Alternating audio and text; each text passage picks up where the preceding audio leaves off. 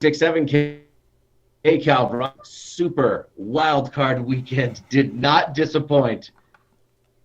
And now to check in on our guy Pep. Pep, you alive? How are you, Pep? Hey guys, what is up? Good morning. And yeah, Super Wild Card Weekend was exactly that. It was super wild. And I know there's a lot of Dallas Cowboy fans not happy this morning. We will get to the 49ers and the Cowboys Super Wild Card playoff matchup.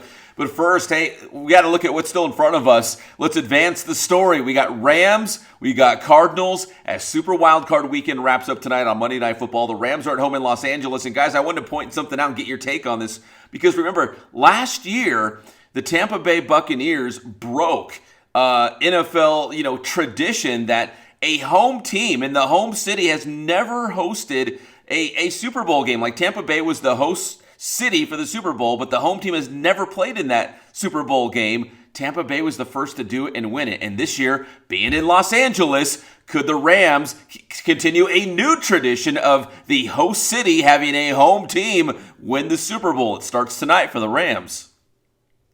It could be very possible. This does feel like a very dangerous game. Here we go. A division opponent. It's like your brother that kind of you have very dangerous. I know the Cardinals have not been playing as good. Injuries, that all that's out the window now. This is a dangerous game for the Rams, just like the Cowboys game was dangerous. Yeah, absolutely. Yeah, I think for the Rams, they put all these pieces together to win now. It's not like, we're going to, build this team for the future. In 2 or 3 years, we're going to be Super Bowl contenders.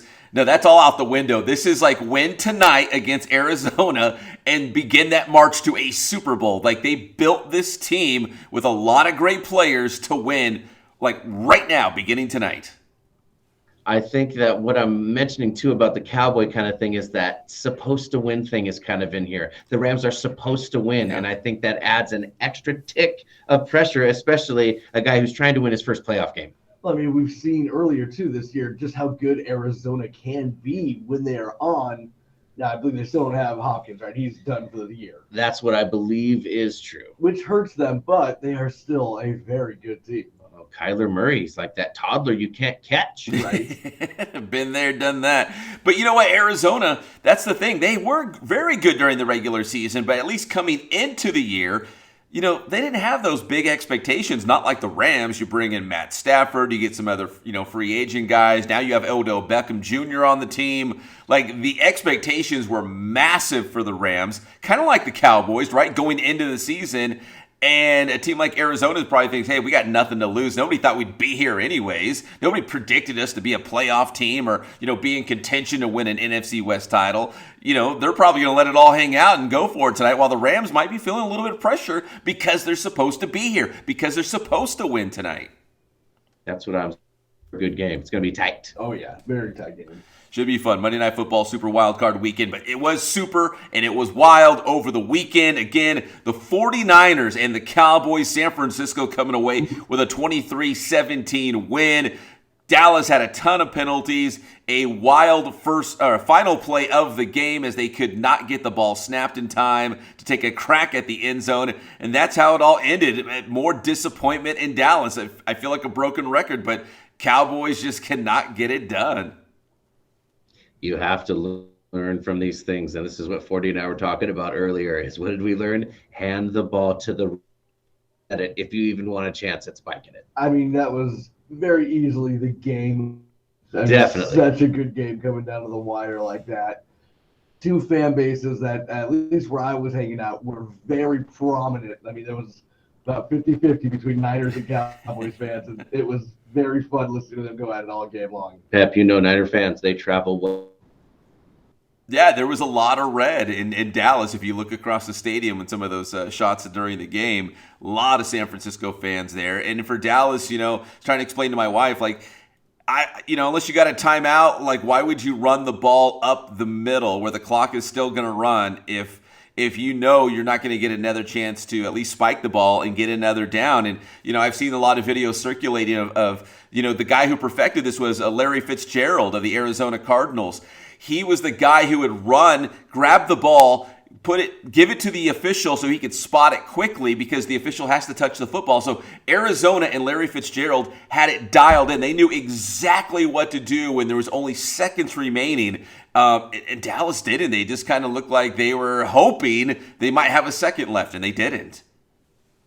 They didn't. I mean, it's easy to Monday morning quarterback it now. Sure. But when he snapped that play, there was like 14 seconds. Excuse me. And that is so little. Even before the debacle happened with the ref, I was like, what is he doing? There's no time.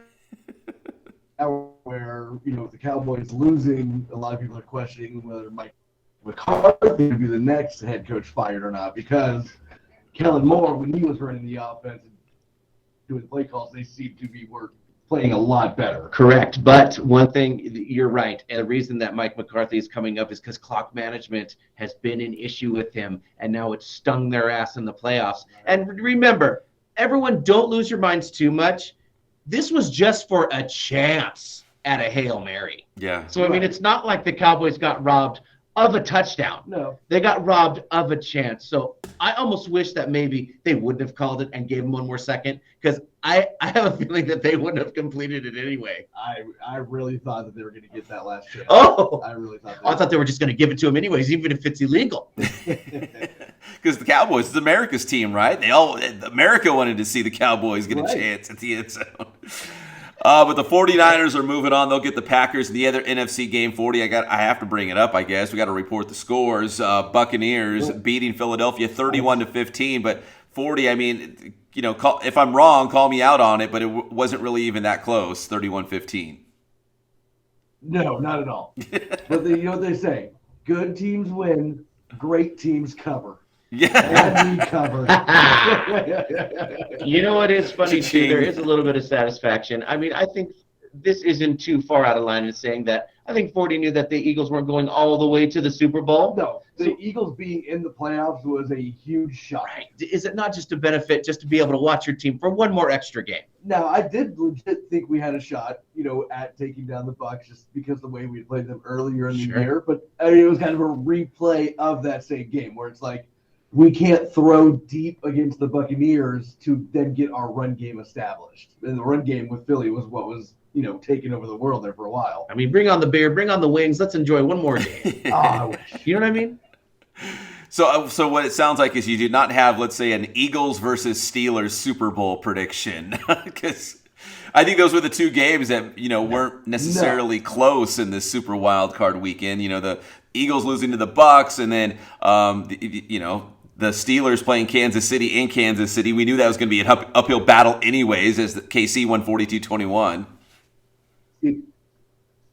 That's where the Eagles got to thank the Steelers, because if it wasn't for the Steelers, everybody would have been talking bad about the Eagles all week long about how they're going to be the team that just gets rolled. Luckily, we had the Steelers there, which was a little bit more of an example of it. Very true. And speaking of that Steelers-Chiefs game, we did kind of see the Chiefs start to pull out their little magic weapons. A little Kelsey here, a little Tyreek Hill. You know what I mean? Yeah. Yeah. Yeah, and you know what's weird is, I'm not necessarily a Raiders fan or a Chargers fan. The Niners are my team, but I find myself rooting against the Chiefs a lot. Like, I kind of wanted to see the Steelers to give them a game. I don't know what it is. And my wife even asked me, she's like, you hate this Chiefs, huh? And I'm like, no, I don't think I do, but I always find myself rooting against them. Like, I don't want to see them win for some reason. I think the Chiefs have entered that Patriots territory. Yeah. Where it's like they're winning so much. It's like, okay, we get it. You're good.